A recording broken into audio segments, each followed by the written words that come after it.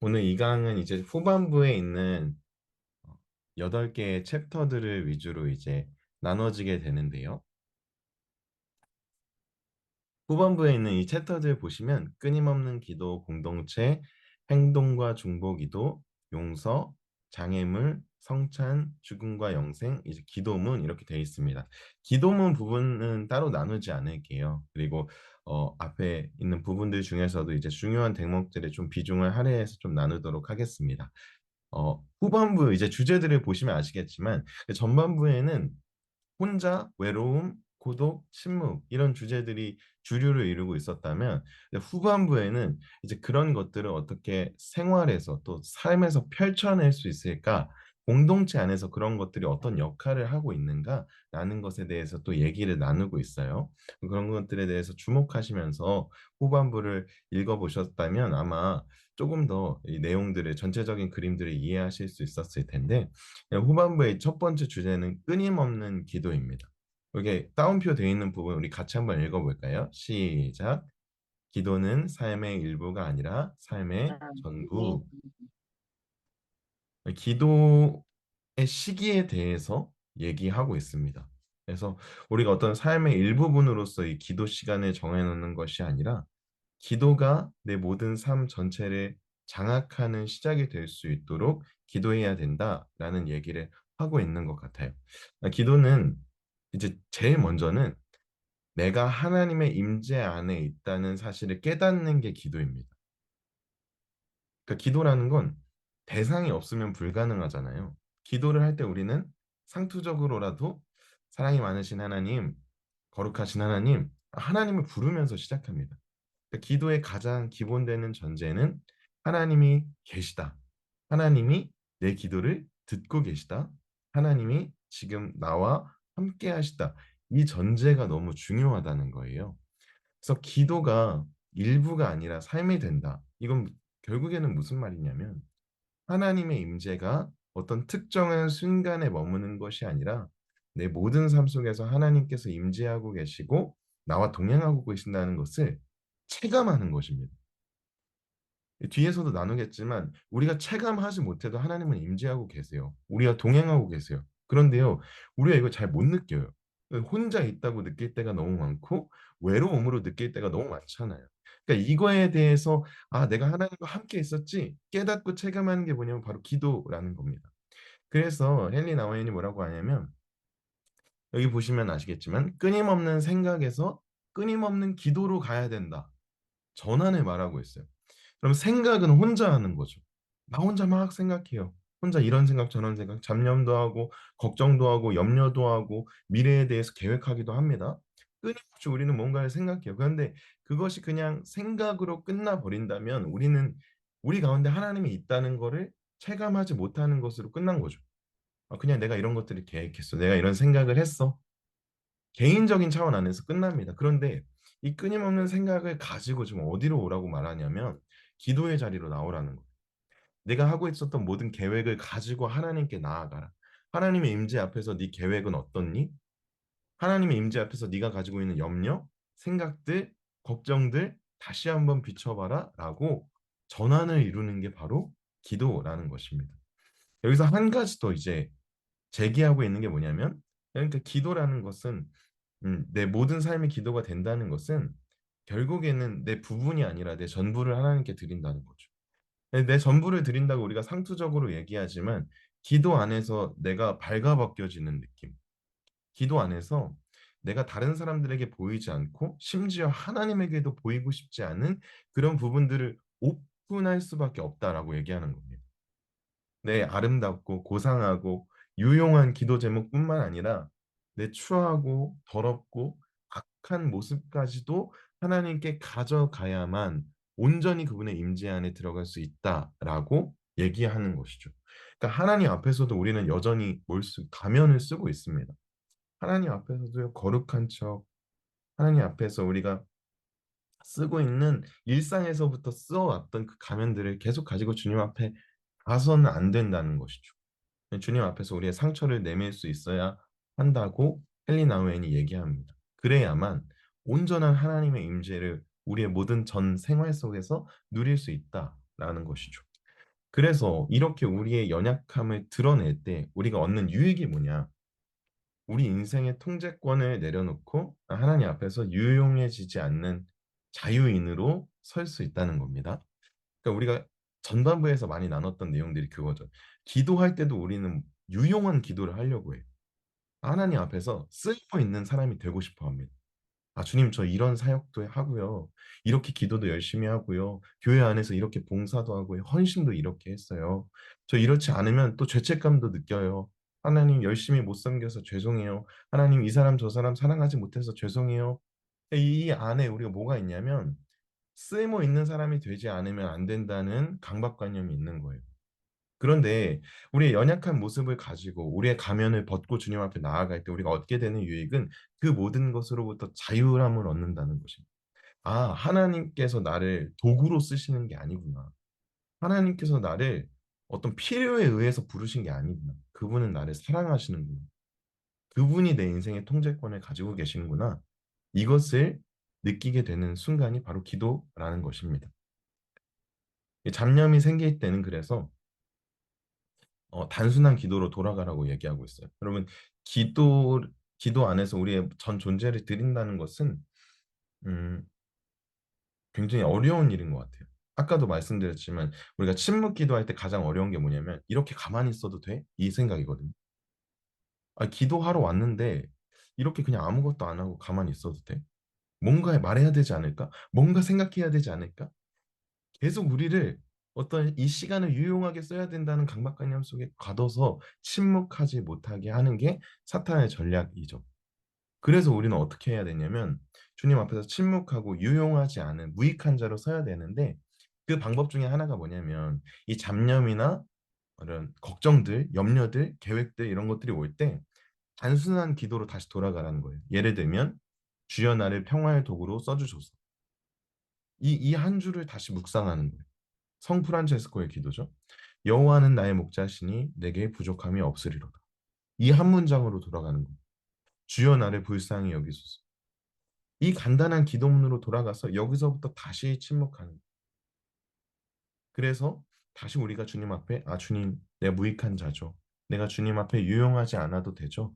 여기로 돌아가서 침묵을 유지할 수 있게 해야 합니다. 이게 이제 뒤에 장애물 파트에서 한 번 더 나오거든요. 거기서 한 번 더 다루도록 하겠습니다. 그래서 이 끊임없는 기도를 통해서 우리가 얻는 유익이 또 한 가지. 종교개혁자 마틴 루터가 이런 말을 했습니다. 우리 함께 읽어봤으면 좋겠는데요. 시작. 은혜란 체험에서 구원받는 체험이다. 아까 우리가 얘기했듯이 기도할 때 어떤 특별한 체험이 있어야만 내가 기도를 잘했다. 훌륭한 기도를 했다. 아, 마음이 너무나 뿌듯하다. 뭔가 만족감이 올 때가 많이 있죠. 기도하다 눈물이 쫙 나고 기도하다가 하나님의 어떤 특별한 음성을 듣는 것 같고 그동안 막혔던 어떤 아이디어들이 떠오르고 그런데 사실 그런 모든 것들이 체험이죠, 체험. 그런데 음, 이런 체험들이 오히려 우리를 하나님을 어떤 그 체험 안에 가두는 도구가 될 수 있어요. 아, 이래야만 하나님이 나한테 일하시지. 아, 눈물을 흘려야만 하나님의 은혜를 주시는 거지. 아, 하나님이 특별한 이적을 보이셔야만 나에게 응답하신 거지. 아이디어가 떠올라야만 하나님께서 내게 말씀하신 거지. 이런 어떤 내 체험 안에 하나님을 가두는 거예요. 근데 루터가 얘기하는 건 지금 뭐냐면 아니다. 하나님은 내가 체험하는 것보다 훨씬 크시다는 걸 인정하라는 거예요.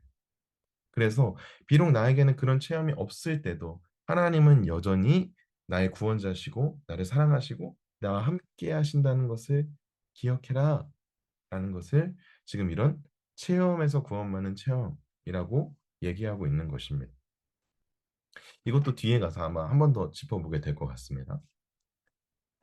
그래서 우리가 두 번째 주제, 이제 공동체로 넘어가게 되는데요. 기도라는 것은 이제 단순히 혼자 하는 게 아니라 공동체 안에서 이루어진다는 거예요. 그래서 이 따옴표를 한번 읽어봤으면 좋겠습니다. 시작. 믿음의 공동체는 모든 기도의 기후다. 기후라는 특별한 용어를 썼어요. 여러분, 기후는 날씨잖아요. 날씨가 바뀌면 우리는 옷을 갈아입죠. 또 비가 오면 우산을 쓰죠. 날씨에 우리는 반응을 합니다. 그것처럼 우리의 기도는 공동체와 떨어져 있어서 그냥 나 혼자 하는 개인적인 신앙생활이 아니라는 거예요. 내가 속한 공동체, 또 내가 함께 만나는 사람들이 내 기도에 영향을 끼친다는 겁니다. 우리가 거기에 합당하게 반응하는 게 기도 안에 본질적인 요소로 들어가 있다는 거예요. 그래서 우리가 교회를 말할 때 이 헬라어 에클레시아라고 하는데 밖으로 부름받은 사람들이란 뜻입니다. 교회가. 그러니까 이 세상에서 여전히 살고 있지만 다른 모습으로, 다른 생활 방식으로 부름받은 사람들이 바로 교회인데 그 사람들의 생활 방식 중에 중요한 요소 중 하나가 서로 안에서 기도할 수 있냐 없냐 이것을 교회가 변화된 삶의 양식 중에 하나라는 거죠. 그렇다면 우리가 공동체에서 어떤 기도의 영향들을 받을까요? 첫 번째는 헨리 나우엔이 공동체는 기도의 모국어다라고 얘기하고 있습니다. 기도의 모국어. 그러니까 말하자면 우리는 공동체 안에서 기도라는 것을 처음 배우게 된다는 거예요. 뭐 부모님이 한국말을 쓰셔서 우리는 한국말을 쓰죠. 한국말이 우리 모국어고 부모님의 말투가 그대로 전달되죠. 저랑 아내가 하는 말을 제 아들 17개월밖에 안 된 이든이가 똑같이 따라합니다. 말투도 똑같아요. 그러니까 그것처럼 너무나도 편안한 일상 언어처럼 그걸 처음 습득하게 되는 거죠. 그런데 우리가 처음 기도를 배우는 게 어디냐면 바로 공동체 안에서 배운다는 거죠. 기도는 그냥 어디서 뚝 떨어지는 계시처럼 받는 게 아닙니다. 아이들도요, 부모님이 하시는 기도를 따라서 배우는 거고요. 공동체 안에서, 아, 저 선생님은 손을 들고 기도하는구나. 아, 저 선생님은 방언으로 기도하는구나. 아, 저런 거 보고 똑같이 따라합니다. 그러니까 기도라는 것을 배우는 첫 번째가 바로 이 공동체 안에서 배운다는 거죠. 그렇기 때문에 기도를 시작하고 기도를 훈련하는 곳이 바로 이 공동체라는 걸 기억했을 때 우리가 함께 모여서 기도하고 공동체 안에서 서로를 위해 기도한다는 것은 너무나도 다음 세대에게 중요한 것이고 새로운 성도들, 기도를 배워가는 모든 성도들에게 너무나도 중요한 순간이라는 것입니다. 또 이 서로에게 복음을 듣는 순간이 바로 이 공동체 안에서 이루어진다라고 말하고 있습니다. 공동체는요, 말하자면 이런 겁니다. 당신을 통해서 내 안에 예수님이 계시다는 것을 깨닫는 거예요. 우리 아까 나눔하면서 서로 나눔을 통해서 아, 맞아. 내가 지금 천국에 살고 있었지. 아, 나에게도 용서할 사람이 있었지. 또 용서 구해야 할 사람이 있었지. 나눔하면서 그런 것들을 깨닫잖아요. 그냥 그 사람의 일로 치부하는 것이 아니라 나에게도 교회가 한 몸이기 때문에 그것이 고스란히 나에게도 전달이 되잖아요. 공동체가 그런 역할을 하는데 우리가 공동체 안에서 어, 기도를 나눌 때 특별히 어떤 일들이 벌어지냐면 아, 하나님이 내 안에 계시고 내 안에 계신 하나님이 저 사람 안에도 있구나. 저 사람의 기도를 통해서 하나님이 나에게 역사하고 계시는구나. 내 안에 예수님이 계시는구나. 이거를 공동체 안에서 우리가 함께 깨달을 수 있다는 것입니다. 그렇기 때문에 공동체가 너무나도 중요하고 이 세상에서 경쟁하는 공동체가 아니라 우리가 서로 한 편 안에서 세워가는 공동체가 될 수 있다는 거죠.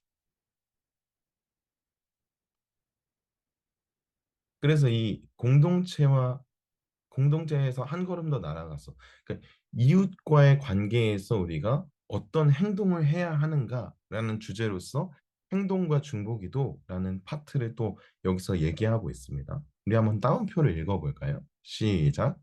선행과 중보는 예수님을 만나는 방법이다. 세상에서 우리는 하나님을 생각하고 찾으려고 많이 노력하죠. 일상 속에서 일하면서도 하나님 생각하고 하나님에 대해서 고민하려고 하고. 그런데 헬린 나우에는 반대로 얘기합니다. 세상에서 하나님을 찾는 것이 아니라 하나님 안에서 세상을 찾아야 한다라고 역설을 하고 있습니다. 무슨 말이냐면 우리가 세상 살아가면서 내가 여기선 어떻게 반응할까, 저기선 어떻게 반응할까라고 하기 전에 기도 안에서 그 세상을 바라볼 줄 알아야 된다는 거. 기도 안에서 하나님 안에서 우리가 이 세상과의 관계를 먼저 정립하지 않으면 세상으로 나가서 그 하나님을 만나기가 참 힘들다, 쉽지 않다라는 것이죠. 기도할 때 우리는 이 세상이 하나님으로 충만하고 하나님이 이 세상을 왜 만드셨고 이 세상에 이 수많은 사람들을 사랑하시고 그들에 대해 품으시는 것들을 기도 안에서 느끼게 됩니다. 그러니까 하나님의 마음을 기도 안에서 품게 되어지는 거예요. 그리고 그 마음을 가지고 세상에 나가서 일을 하기도 하고 그 사람을 만나기도 합니다. 그러니까 기도를 하면서 우리는 일체감을 얻게 되어지는 것이죠. 하나님과의 일체감을 얻게 되기도 하고 하나님이 사랑하시는 우리의 공동체 또 우리의 이웃들과의 일체감을 누리기도 합니다. 그래서요, 기도하면 할수록 어떤 마음이 들죠? 그 사람에 대한 책임감을 갖게 되는 거예요. 하나님께서 느끼시는 그 책임감. 그러니까 지난번에도 바울로 예를 들었는데 바울이 내가 모든 사람에게 빚진 자라고 얘기하잖아요. 그러니까 바울이 빚진 자라고 얘기하는 사람들이 대부분 바울은 이미 알지 못합니다. 모르는 사람들이. 헬라인, 로마인들, 저 멀리에 있는 사람들인데 내가 너희한테 빚을 졌다.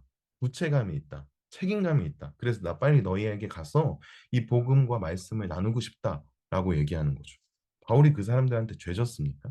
돈 빌렸습니까? 아니죠. 근데 이런 거예요. 바울이 기도하면서 하나님과의 일체감을 누리는 겁니다. 예수 그리스도의 일체감 속에서 그들을 사랑하시는 예수님의 마음을 동시에 품고 그들에게 복음을 전하지 않으면 안 된다는 마음을 갖게 되는 거예요. 그들에 대한 책임감을 갖게 되는 겁니다. 우리가 기도할 때도 이런 것들이 느끼죠. 내가 싫어하는 사람, 내가 미워하는 사람에 대해서까지 우리는 어떤 마음을 느끼죠? 아, 용서해야 되는데. 아, 그 사람 챙겨야 되는데. 그 사람 위해 기도해야 되는데. 그 사람 좀 전화 좀 한번 해야 되는데. 이런 마음이 드는 게 그냥 우리 마음이 너그러워서 드는 것이 아니라 기도 안에서 하나님의 마음을 갖게 되어지는 것이죠. 하나님과의 일체감을 누리면서 아, 하나님이 그 사람을 얼마나 사랑하시는지, 그 사람이 얼마나 구원받기를 원하시는지, 그 사람이 얼마나 예수님과 가까워지기를 원하시는지 그 마음에 공감하게 된다는 것입니다. 그래서요, 기도는 어, 일종의 사서 십자가를 지는 거죠. 십자가를 버리려고 기도를 시작할 때가 우리는 참 많이 있잖아요. 하나님, 아, 이거 무겁습니다. 내려놓게 해주시고, 삶의 무게도 무겁고요. 경제적인 어려움도 있고요. 관계에서 오는 이- 이런 것들 너무 힘듭니다. 어렵습니다. 좀 이런 것들을 해결해 주세요라고 우리는 기도를 시작하죠. 근데 기도를 하다 보면 어떻게 되죠? 하나님께서 내 안에 먼저 역사하셔서 그 모든 십자가를 지고 그들을 책임지는 방식으로 일을 하신다는 겁니다. 그래서요, 우리는 한편으로는 기도하면서 예수님과의 일체감을 누리면서도 그 사람을 위해 중보하면서 그 사람을 위해 섬기고 선행을 하면서 또 그 사람 안에 있는 예수님을 만납니다. 예수님께서 그렇게 말씀하시죠. 너희가 지극히 작은 자 한 사람에게 한 것이 곧 나에게 한 것이다. 그러니까 예수님의 제자들은요, 예수님이 승천하시고 나서 복음을 전하고 굶주린 자들, 연약한 자들을 섬기잖아요. 그런데 아, 이렇게 섬겼으니까 예수님께서 기뻐하시겠지라는 개념이 아니었던 것 같아요. 그들은요, 그 섬김 안에서 이미 예수님을 만나고 있는 것이죠. 아, 예수님 너무 보고 싶어. 아, 예수님 어떻게 보지? 아, 예수님께서 나에게 허락하신 이 지극히 작은 자들 안에 살아 계시구나라는 걸 아는 것이죠. 그래서 그들을 위해 선행을 하고 중보하면서 예수님을 만나는 것입니다. 그럼 우리가 예수님을 어떻게 볼 수 있을까요? 예수님 어떻게 만날 수 있을까요? 기도 안에서 만납니다. 우리 안에 예수님 살아 계십니다. 그런데 우리 옆에 두신 우리의 이웃들을 섬기고 그들을 중보할 때 예수님을 만나게 되는 것이죠. 아, 예수님 여기 계셨군요. 아, 이 사람 안에 계셨군요. 이 사람 안에서 나의 선행을 통해서 또 그 사람에게 역사하고 계셨군요. 선행과 중보 기도를 통해서 예수님을 만나는 것입니다.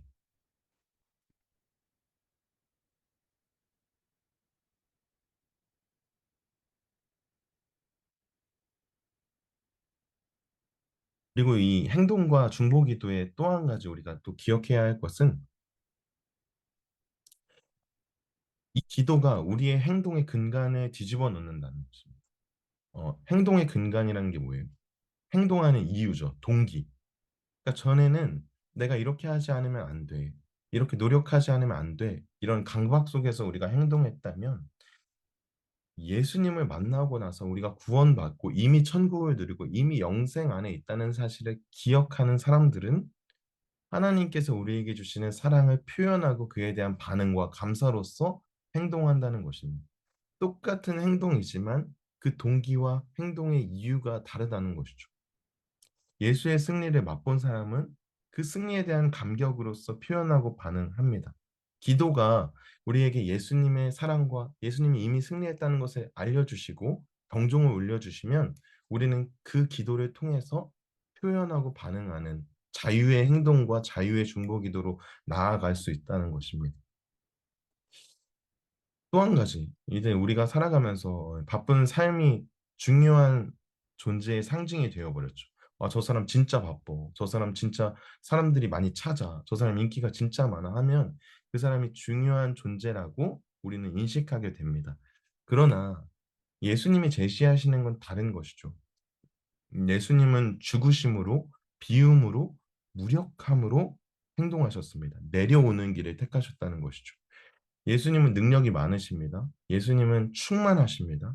근데 예수님께서 이 땅 가운데 오심으로 하시는 것은 자기를 비우사, 자기를 비워내시는 것이죠. 능력이 많으신 분이 무력하게 십자가에 달리신 것입니다.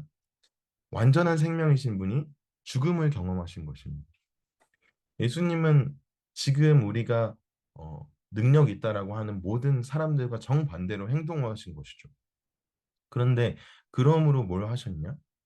우리는 닥치는 대로 일하는 세상에서 기도해야 하지만 기도 안에서 예수님의 비움, 나의 비움, 그리고 어, 우리 공동체의 비움을 향해 행동으로 나아갈 때 자유함을 경험하게 된다는 것입니다. 이 비움이라는 게 그 후반부의 중요한 주제인 것 같아요. 예수님의 비움. 예수님께서 이 땅 가운데 오셔서 그 성육신, 그 33년의 공생애를 살아가시면서 계속해서 자기를 비워내시는 것을 우리는 어떤 기도 안에 담아낸다는 것이죠. 이 기도 안에서 우리는 능력 있고 싶고, 알고 싶고, 우리가 다스리고 싶고, 해결하고 싶은 모든 욕구들과 마주하게 됩니다. 그런데 그때 예수님의 비움을 떠올리면서 우리는 침묵할 수 있게 되어지고, 그 침묵을 통해서 하나님이 일하시는 것들을 경험하는 시간을 갖게 된다는 것입니다.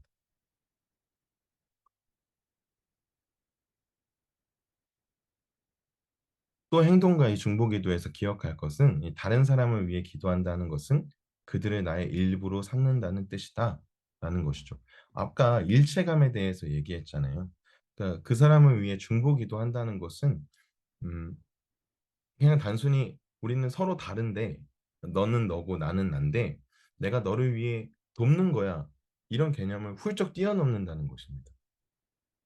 기도할 때 우리는요, 그 사람의 아픔을 공유하게 돼요. 이 C.S. 루이스라는 사람이 이러한 신비 체험을 하게 되는데, C.S. 루이스가 말년에 어떤 한 여인과 결혼을 하게 됩니다. 이 여인과 결혼하는데 이 여인이 암투병 중이었어요. 근데 이 암투병을 하고 있는 여인 곁에서 그녀의 거의 의사가 몇 개월 못 살 거예요 라고 얘기하는 이 여인 곁에서 암투병을 함께 하면서 C.S. 루이스가 어떤 걸 경험하게 되냐면 이 여인이 겪는 아픔과 동일한 아픔을 겪게 돼요. 실제로 몸이 아픈 경험을 하게 됩니다. 근데 이 경험을 하면서 C.S.가 어떤 걸 느끼냐면 아, 내가 누군가를 위해 기도한다는 것은 단순하게 그 사람을 돕는 개념이 아니라 그 사람과 하나 된다는 거죠. 그 사람의 아픔을 함께 겪는다는 겁니다. 그런데 놀랍게도 이 C.S. 루이스가 그녀와 그런 아픔을 공유하게 될 때 이 여인이 회복되는 걸 경험하게 돼요. 아픔을 나누고 고통을 나누면서 이 여인이 회복됨을 경험하고 물론 나중에 다시 재발해서 죽게 되지만 어, 루이스는 여기서 예수님께서 왜 이 땅 가운데 오셔서 인간의 모습이 되셨는지 성육신하셨는지에 대해서 깨닫게 됩니다. 사실 예수님이 성육신하신 이유는요. 우리 자신이 되기 위하신 것이죠. 예수님은 십자가에서 우리가 되셨습니다. 우리가 되셔서 우리의 죄를 그분께서 대신 감당하시는 것이죠. 그러니까 기도란 그런 것이죠. 그 사람이 돼서 그 사람의 일부가 돼서 그 아픔을 함께 공유하는 연합되는 한 떡에 참여하는 그것들을 기도 안에서 우리는 경험하게 됩니다. 우리의 중보 기도는 일종의 십자가인 것 같아요. 그래서 내가 그 사람을 위해 기도할 때 그 사람의 아픔을 십자가를 지고 함께 짊어지는 것. 그래서 나는 죽고 예수가 산다. 그것은 결국 우리가 기도 안에서 이 일체감을 경험할 때 고백할 수 있는 고백인 것 같습니다. 다음 챕터에서 이제 용서에 대해서 또 얘기하고 있는데요. 한번 따옴표에 있는 부분도 읽어볼까요? 시작. 용서란 상대가 하나님이 아닌 것을 언제까지나 용서하려는 마음을 뜻한다. 되게 자극적인 문장인 것 같아요. 용서란 상대가 하나님이 아닌 것을 언제까지나 용서하는 마음. 그러니까 이 말 안에 어떤 전제가 있냐면 우리는 상대가 하나님에게 기대한다는 것이죠. 우리 배우자에게 좀 이 모든 걸 해결해 줄 수 있는 능력이 있길 원합니다. 우리의 자녀들에게 모범적인 모습, 내 마음이 불편하지 않을 정도로 모범적인 모습이 나타나게 우리는 원하죠. 또 교회 공동체를 향하여서 우리는 기대합니다. 이런 기대들이 결국 뭐냐면 그 사람들에게, 그 공동체에게 하나님처럼 그 역할을 해줄 순 없습니까? 라고 요구하게 되어지는 것이죠. 또 우리는 반대로 어떤 것들을 느낍니까? 그 사람에게 내가 하나님이 돼야 된다는 일종의 메시아 증후군이 있습니다. 아, 내가 그걸 해결해 줘야 되지 않을까? 내가 좀 그걸 도와줘야 되지 않을까? 그 문제를 풀어줘야 되지 않을까? 라는 것들을 갖고 있죠. 우리 자녀들이 문제를 경험했을 때 우리는 자녀들 스스로 문제를 해결하게 하기보다는 내가 나서서 그 문제를 해결해 주려고 하는 일종의 메시아 증후군과 싸우게 되어지는 것이죠. 그러니까 이런 것들로부터 먼저 자유함을 얻는 것이 용서라는 것입니다. 아, 이 사람은 하나님이 아니지. 아, 이 사람은 나와 똑같은 유한하고 죄인이고 연약한 사람이지라는 것을 먼저 이해하지 않으면 용서할 수 없다는 것입니다. 그리고 한편으로는 우리가 다른 사람에게 나는 하나님이 아니야. 나는 그 문제에 대해서 널 해결해 줄 수 없어. 너에게 도움을 줄 수 없어라는 것을 인정하고 내가 그 사람에게 하나님이 될 수 없다라는 것을 받아들여야 하는 어떤 아픔이 먼저 전제되어 있다는 것입니다. 그래서 용서는 어디에 위치하고 있냐면요. 상대방에 대한 잘못된 기대와 또 반대편에 냉소와 무관심 사이에 있습니다. 무슨 말이냐면 상대방에 대한 잘못된 기대는 앞서 말한 하나님이라는 거예요. 아, 이 사람이 하나님이 돼줬으면 좋겠다. 이 사람이 내 구세주가 돼줬으면 좋겠다. 이 사람이 내 모든 걸 해결해 줬으면 좋겠다. 좀 완전해지고 능력이 있었으면 좋겠다. 이런 잘못된 기대에서 벗어나는 겁니다. 근데 이런 잘못된 기대에서 벗어나는 게 반대편으로 가면요. 아, 그래, 너는 필요 없어. 넌 아무것도 못해. 어떤 그 사람에 대한 냉소와 무관심이 될 수 있다는 거예요. 근데 이것도 아닙니다. 용서라는 건 뭐냐면요. 그 사람에 있는 본연의 모습, 하나님께서 지으신 모습을 인정해 주는 것입니다. 우리가 그 사람에 대해서 가졌던 잘못된 기대로부터 그 사람을 용서하고 또 우리가 용서받고 뿐만 아니라 그 사람이 아무것도 하고 무가치한 사람이라는 것으로부터도 우리는 돌아서서 아, 그 사람이 하나님께서 지으신 특정한 모습으로, 특정한 관계로, 특정한 장소에서 특정한 역할로 부르심 받았다는 것을 인정해 주는 게 이 용서라는 대목 안에 포함되어 있다는 것입니다. 그래서 용서는요, 그 사람 편에 서는 것입니다. 내 쪽에서 그 사람을 이해하는 것이 아니라 그 사람과 나 사이에 있는 벽을 허물고 그 사람 편에 서서 이해하고 그 사람 편에 서서 아, 이 사람이 하나님과 이런 관계를 맺고 있는 거구나 라는 것을 깨닫는 것이죠. 우리가 영어 understand, 이해라는 단어를 할 때 understand가 뭐죠? 아래에서 서 있다는 것이잖아요. 그 사람 위에서 관조하고 그 사람 위에서 어떤 내가 신이 되어서 그 사람을 판단하는 것이 아니라 그 사람과 함께 있는 그 자리에서 함께 서 있는 것이죠. 그 사람의 자리에서 함께 서서 그것들을 바라보는 것이죠. 내가 보는 방향에서 그 사람을 이해하는 것이 아니라 그 사람과 함께 서서 그 사람이 세상을 이렇게 보고 있구나라는 것을 이해하는 것입니다. 그래서 용서에는 이 두 가지 특징이 나타나는데 첫 번째 특징은 용서받아야 할 나에 대한 특징이고 두 번째는 용서해야 할 타자에 대한 특징입니다. 이 헨리 나우엔이 얘기하는 것 중에 독특한 점이 바로 나도 용서가 필요한 사람이라는 걸 기억하는 것 같아요. 남들의 필요를 채워주지 못하는 자고 용서가 필요한 존재임을 인정하는 것. 근데 이게 왜 어렵냐? 라고는 왜 어렵냐면 타인의 용서를 구하는 것은 일종의 의존 상황에 들어가는 것입니다. 현대인들이 제일 싫어하는 게 의존하는 거예요. 다른 사람에게 의존하는 것. 내가 늙었을 때 자식에게 의존하는 것. 그래서 우리 노후 대책을 마련하는데 급급한 마음이 있는 것이죠. 사람들에게 호의를 구하는 것이 너무 어려운 시대가 되었습니다. 그래서 모든 것들을 개인이 처리해야 되고 옛날에는 동네에서 자녀들을 같이 양육하는 문화가 있었잖아요. 저도 어렸을 때 보면 친구네 집에서 맨날 자고 같이 밥 먹고 그랬던 기억이 있습니다. 근데 요즘엔 거의 그러기 힘들죠. 부모님이 이 자녀들을 온전히 케어하느라 많은 부담을 가지고 있는 게 현실입니다. 이런 게 다 뭐냐면 의존하고 싶지 않은 것이죠. 타인에 대해서 기대는 것에 대한 엄청난 부담감이 있습니다. 한꺼풀 더 들어가면 타인에 대해 의존하지 않아야 하기 때문에 나 자신이 완벽해야 한다는 강박 속에 살아갈 수밖에 없는 것이죠. 그리고 이것들 한꺼풀 더 들어가 보면 내 자신이 신이 되고 완벽함은 내 자신이 내 자신의 구원자가 돼야 한다는 그런 마음이 이 안에 있다는 것입니다. 그럼 내가 용서받아야 할 자라는 걸 인정하고 타인에게 의존한다는 것은 이 모든 것으로부터 자유로워지는 것이죠.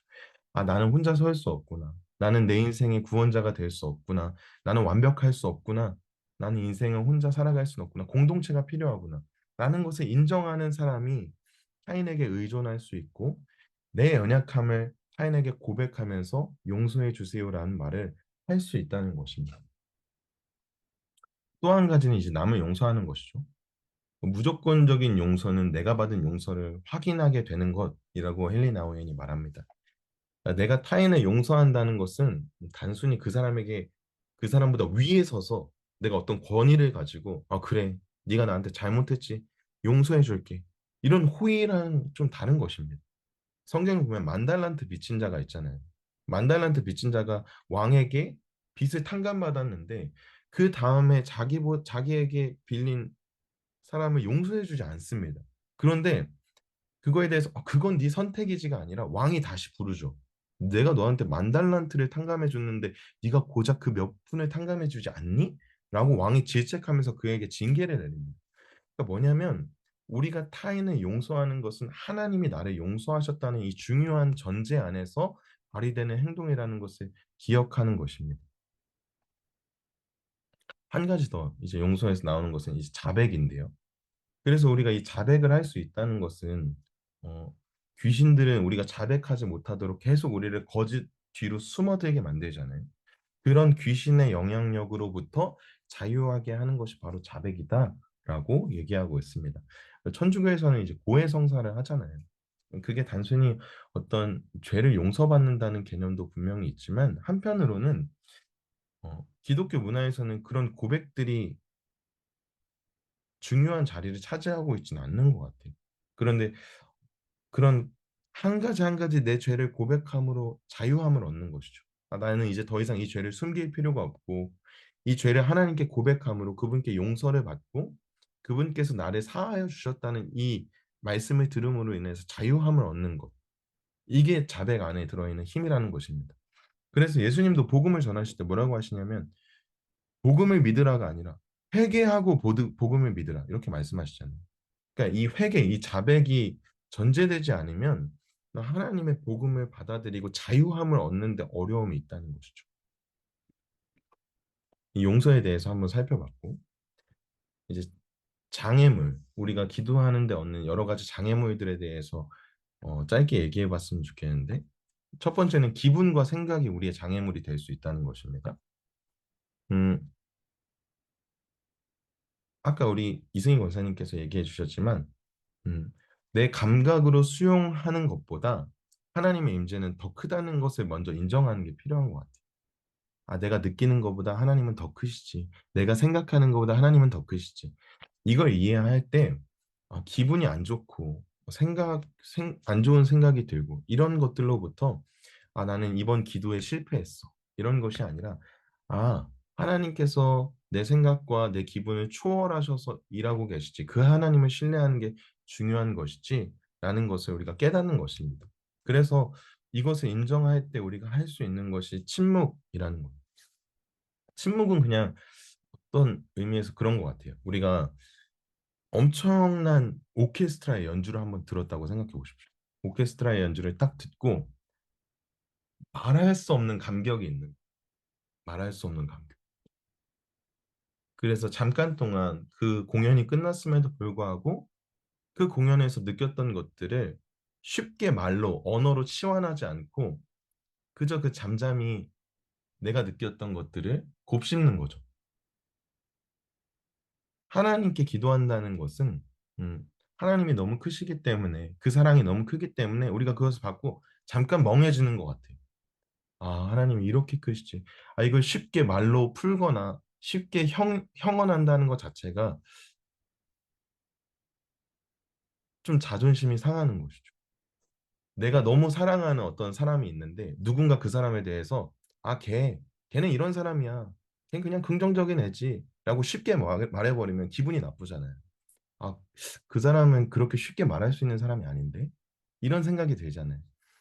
그러니까 기도 안에서 우리가 그런 것들을 경험한다는 것이죠. 초월적인 하나님께서 일하실 때, 아, 하나님의 그 크심 가운데 때로는 내가 다 수용할 수 없고, 내가 다 이해할 수 없고, 내가 다 말로 표현할 수는 없지만, 하나님은 여전히 일하고 계시고 나를 사랑하고 계신다. 그 안에 잠잠히 침묵할 수 있는 것.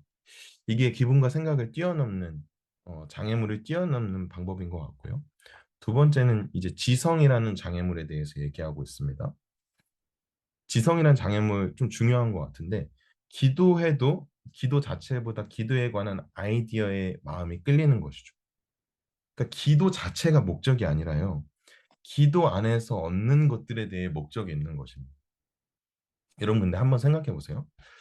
어, 행복에 대해서 한번 생각해 보세요. 행복이 목적이 되면요. 뭘 해도 행복할 수가 없습니다. 아, 난 행복해야 돼. 그러기에 책을 읽는다. 그러면 책을 읽으면서도 이 책의 내용이 들어오는 게 아니라 행복해야 된다는 강박관념 때문에 책의 내용에 집중을 할 수가 없어요. 왜냐하면 목적이 달라졌기 때문입니다. 여러분, 기도하는 것도 마찬가지예요. 우리가 기도할 때 기쁨이 있습니다. 만족이 있습니다. 회복이 있습니다. 치유가 있습니다. 그런데 기도가 목적이 아니라 회복이 목적이 되면요. 우리는 기도 안에서 절대 회복을 누릴 수가 없어요. 지금 이 지성이라는 걸 얘기할 때도 마찬가지인 거예요. 우리가 기도하면서 아, 하나님이 주시는 어떤 특별한 아이디어들, 어떤 깊은 묵상들, 어떤 특별한 응답들을 기대하고 기도 안에 들어가면요. 우리는 그것들을 누릴 수가 없습니다.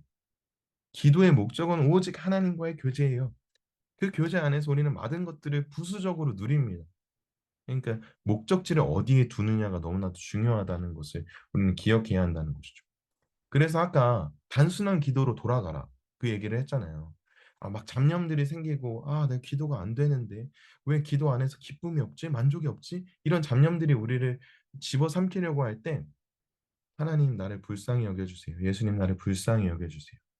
다시 한번 기도라는 목적지가 어디였는지 내 기도의 목적지가 어디였는지 되새기는 이 단순한 문장으로 돌아오라는 게 이 뜻입니다. 이 세 번째는 염려인데요. 염려는 우리를 집이 아닌 다른 곳으로 돌아다니게 한다.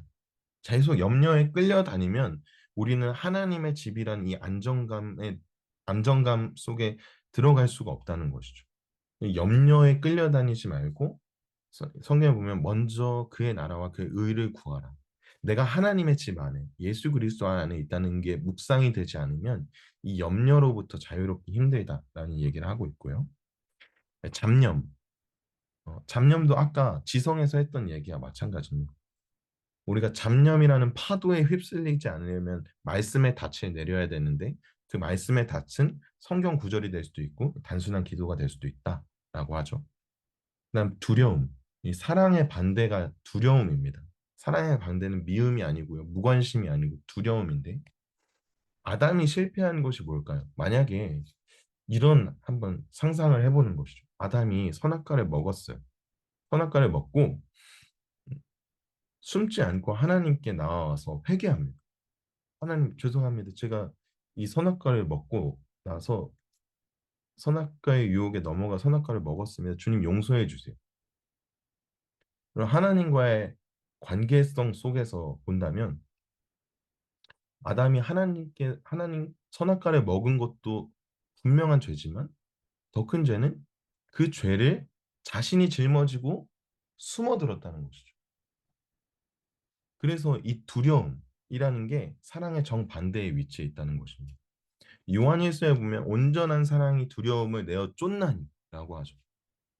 그러니까 가룟 유다도 실패한 게 뭐냐면 제자들이 다 예수님을 버리고 도망갔어요. 베드로도 그랬어요. 예수님 배신했잖아요. 그런데 가룟 유다는 자결해 버렸어요. 자살해 버렸어요. 자기의 짐을 예수님께 가지고 가기보다는 그 짐을 그냥 자기가 지고 숨어버렸어요. 죽음이라는 것 뒤에 숨어버린 것이죠. 그러니까 제일 무서운 것이 바로 이 두려움입니다. 우리는 하나님께 계속 나의 죄를 가지고 나의 연약함을 가지고 나아가야 하는데 그 전제가 기도 안에서 이 하나님의 사랑을 묵상하는 것이라고 헨리에 나오면 얘기하고 있고요. 마지막이 이 부재감이죠. 부재감. 하나님이 계시지 않는 것 같은 느낌. 그런데 이 느낌은 하나님이 오히려 우리와 너무 가까이 계시기 때문에 그렇게 느껴질 때가 있다라고 헨리 나우엔이 얘기하고 있습니다. 예수님이 이 제자들과 계속 같이 계셨으면 좋겠다라고 우리는 생각하잖아요. 그런데 예수님이 뭐라고 말씀하시냐면 내가 하늘로 올라가는 게 너희에게 낫다라고 얘기하세요. 왜죠? 예수님이 하늘로 승천하시고 성령 안에서 우리 가운데 임재하시죠. 근데 이게 우리 옆에 있는 것보다 더 가까이 계시다는 거. 그냥 내 옆에 계신 육체적인 동행 플러스 우리 안에 임재하셔서 완전히 하나가 되신다. 연합되어지신다라는 것이 성령 안에서 가능하기 때문입니다. 그래서 우리는 예수님이 우리 안에 너무 밀접하게 계시기 때문에 때로는 예수님께서 우리와 함께 하신다는 걸 잊어버릴 때가 많이 있다는 것이죠. 그런데 부재감을 느낀다는 것은 예수님의 강력한 임재에 어떻게 보면 다른 동전의 양면 같은 것이다라고 헨리 나우엔 얘기하는 것 같습니다. 남은 주제들에 대해서는 이제 짧게 한번 얘기해 봤으면 좋겠는데요. 성찬에 대해서 얘기하고 있습니다. 따옴표 한번 읽어볼까요? 시작. 그리스도를 기념하여 함께 떡을 먹고 포도주를 마실 때 우리는 그분 자신의 긍휼의 삶과 깊이 연합된다. 사실 우리가 그분의 삶이 된다. 라고 얘기합니다. 그러니까 성찬 안에서 예수님과의 연합이 일어나는 것이죠. 그래서 우리는요, 예수님이 우리 안에 살아계시고 예수님의 삶을 살아가는 것입니다. 지금 그냥 현신원의 삶을, 개인적인 삶을 살아가는 것이 아니라 예수님께서 사셨던 그 십자가의 삶을 우리가 교회라는 예수님과 연합된 삶을 우리를 통해서 계속 이어가고 있는. 그래서 우리가 그런 슬로건 많이 쓰지 않습니까? 액츠 29. 사도행전 28장에서 끝났잖아요. 그런데 사도행전 29장이 쓰여지고 있다는 거예요. 교회를 통해서, 우리를 통해서. 그래서 이 예수님과의 연합된 삶을 기억하게 하는 장치로서 성찬이 있다는 것이죠. 그래서 우리가 전반부에서 이 도식을 한번 봤잖아요. 혼자 이건 우리의 그냥 실존적인 상태라고 했어요. 유일무이한 존재라는 거. 근데 이거에 대한 부정적 반응이 외로움이라고 했죠. 아, 나 혼자인데 이게 외로움처럼 느껴져. 이게 부정적인 감정으로 다가와. 그런데 우리가 성찬을 할 때 어떤 변화가 일어나죠? 아, 내가 예수님 안에 있구나. 예수님과 연합된 사람이구나. 라는 걸 깨달으면서 우리는 혼자 있지만 예수님 안에 있다는 사실로 말미암아 우리의 외로움이 고독으로 승화된다고 했어요. 그러니까 헨리 나우엔이 어떤 예를 드냐면 그 엠마오로 가는 두 제자를 비유로 들잖아요. 엠마오로 두 제자가 외로움을 가지고 아 예수님 우리를 떠났어. 예수님 돌아가셨어. 우리는 이제 예수님과 함께 있지 않아라는 외로움을 가지고 엠마오로 가고 있었죠. 근데 부활하신 예수님이 그들 가운데 찾아오잖아요. 그래서 성경을 막 풀어서 깨닫게 하시죠. 아, 예수님이 이 고난을 통하여서 너희를 온전하게 하고 너의 구속주가 된다고 하지 않았니?